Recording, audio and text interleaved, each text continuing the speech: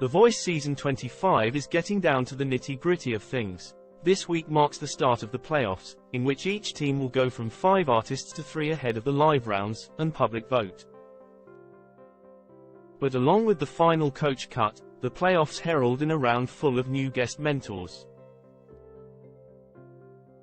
Unlike the mega mentor, who hangs out in the rehearsals of all 4 teams to offer advice during the knockouts, this season the honor went to Keith Urban, who had the perfect blend of kindness and criticism. In the playoffs, each team gets its own guest mentor.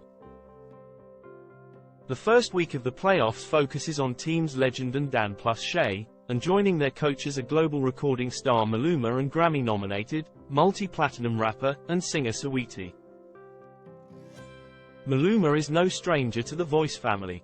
He's been a coach on 2 seasons of La Voz Mexico as well as the kid versions of The Voice in both his home country of Colombia and Mexico.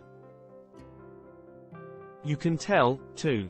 As soon as he sits down with Coach John Legend and the artists start showing off their stuff, Maluma is at ease. He's encouraging and positive, but not afraid to give notes, either. The 2 guys make a great tag team.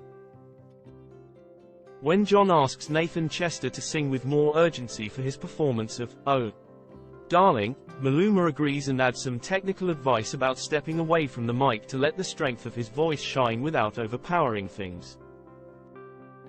The notes lead Nathan directly into a spot in the lives. Maluma feels especially connected to Team Legend artist Mafe.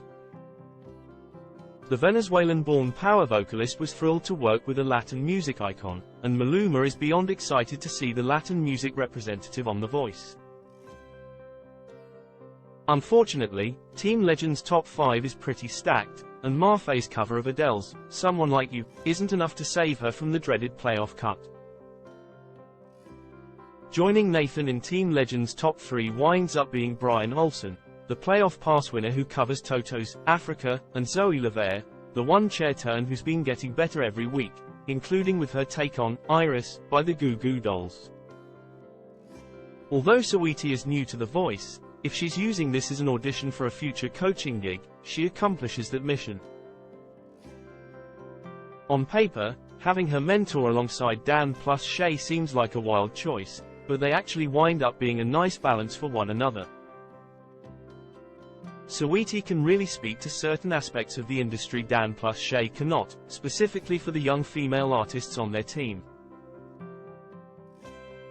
When 17-year-old Anya True arrives to rehearse her performance of Taylor Swift's "All Too Well," Taylor's version, Saweetie immediately wants more connection with the audience. She wants more eye contact, good advice for the intimate lyrics of that song.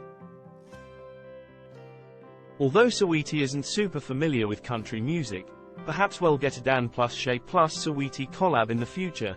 She is a huge fan of Karen Waldrop. She tells Karen to worry less about being so technically perfect. "Don't strive for perfection, strive for personality," Saweetie says.